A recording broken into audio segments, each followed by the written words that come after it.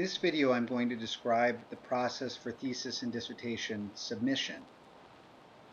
So the first thing that's critical is to be aware of this website. This website is the go-to place for information.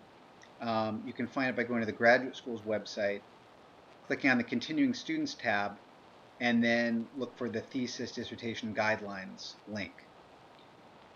Now, in our discussion here, we're going to talk about two specific deadlines. And for any given semester, these two deadlines will apply.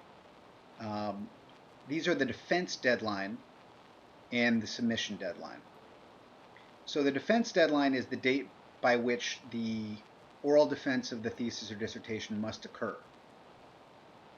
And the submission deadline is the date by which the submission packet that we're going to discuss must be submitted to the graduate school.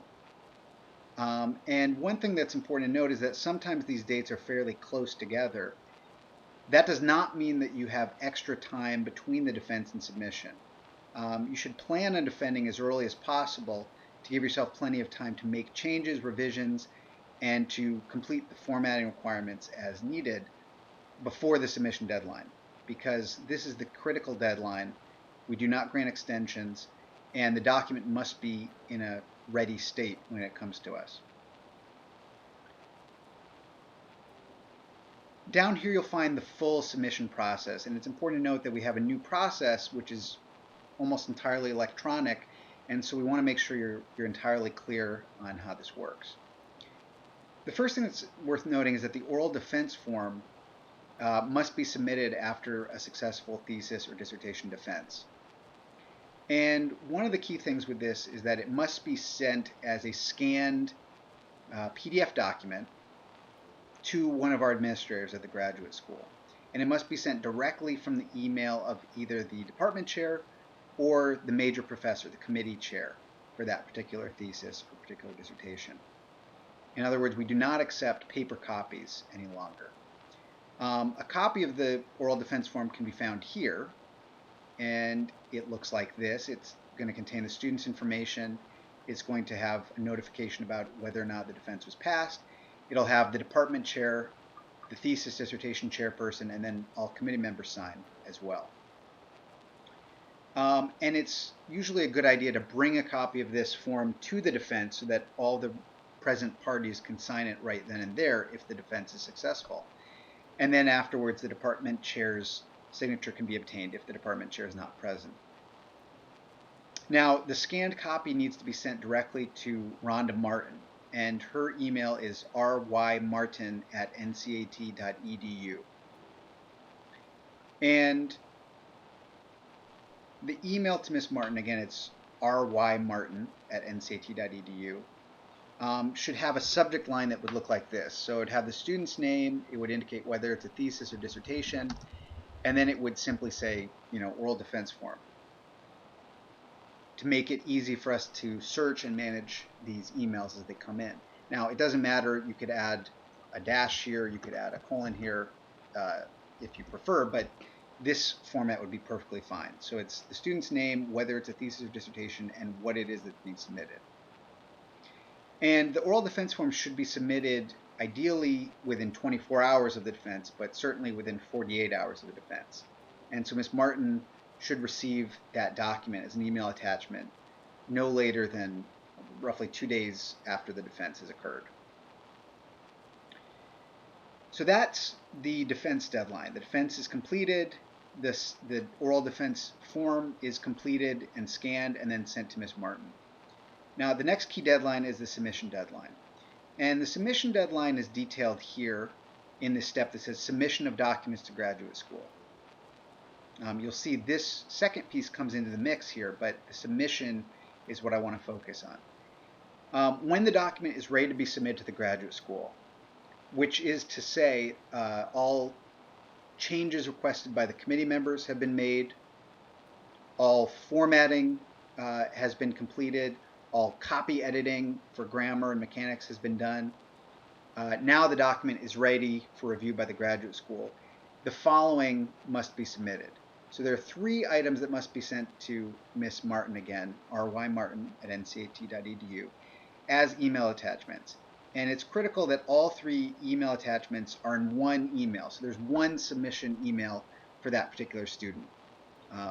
That's critical, and if there's non-compliance with this, we'll have to send them back, the emails back, and request new ones. All 3 attachments must be sent in the same email. And for this one, it's really critical that this email comes from the major professor, from the committee chair. And it must be sent to Ms. Martin by the submission deadline, which is to say by the end of business day on the stated submission deadline. The email subject line, it'll look much like this, but instead of saying oral defense form, you could put submission, or you could put submission documents. Either one is fine, but the point is that this is for the formal submission of the thesis. Now, as I said, there are 3 items that must be attached to this submission email. The first one is a PDF copy of the approved version of the thesis or dissertation. That is to say, a PDF copy of the full document after all required changes have been made, after the department committee members requested changes have been made, after the student has done their utmost to format the document correctly, after everyone has looked over it in terms of grammar and mechanics. So this is the approved version that's now ready to be reviewed by the graduate school. And it's critical that this be the final version. You can't make changes after this until the graduate school looks over the document. So this has to be the approved, ready-to-go version. The second thing that must be included in this submission email is the research clearance letter. And that's where step 2 comes into the mix.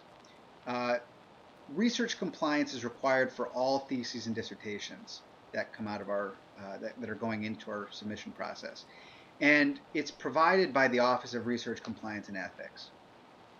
So the way this works is the student needs to take a certain set of steps in advance of the submission deadline.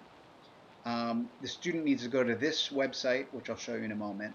The student reads the instructions, they submit the form and other materials as directed, and then the Office of Research Compliance and Ethics will send the student a confirmation email if there is no problem with compliance. So in other words, they're going to send an attached document that'll confirm that the student is clear, that they've met all requirements in terms of research compliance. Now, as it says here, you need to allow at least 3 business days for the response from Office of Research Compliance and Ethics. And it would be wise to leave much more than 3 days. It would be wise to do this, weeks in advance of the submission deadline. In fact, once the student has a clear kind of handle on the research that goes into this project, even while they're still in the process of writing it, this piece can often be completed. Because the Research Compliance Office is really looking at what is your methodology, what is it that you're doing, how are you doing it. They're not as concerned about what exactly you came up with as your results. They want to see what it is you're doing and make sure that you've met all research compliance codes. So again, the Research Compliance Office will send the student a response. And then the student will have to get that to their advisor, to their major professor, so that the major professor can include it in the submission email. Okay? So again, this is a separate step, but it needs to be done well in advance of the submission. And again, if you go to this page, it looks like this.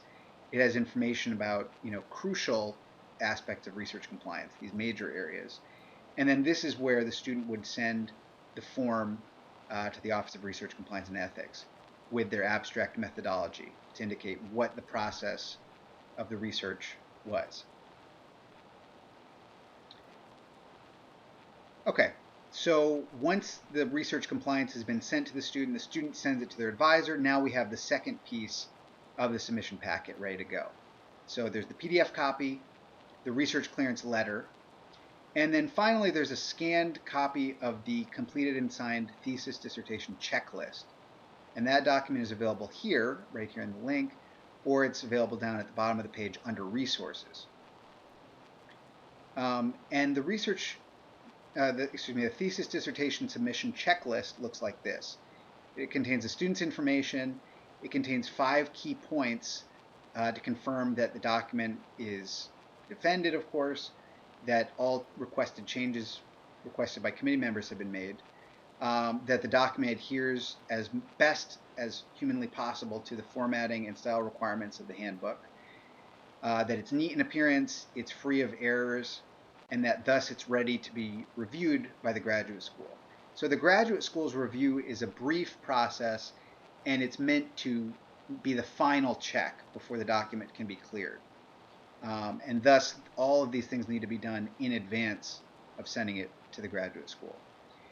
Now, this submission checklist is signed by the major professor, by the department chair, and then it's also signed by the student. And the student is affirming the items above, but the student is also affirming this statement of academic honesty, with the understanding that any breaches of academic honesty will carry, enormous consequences.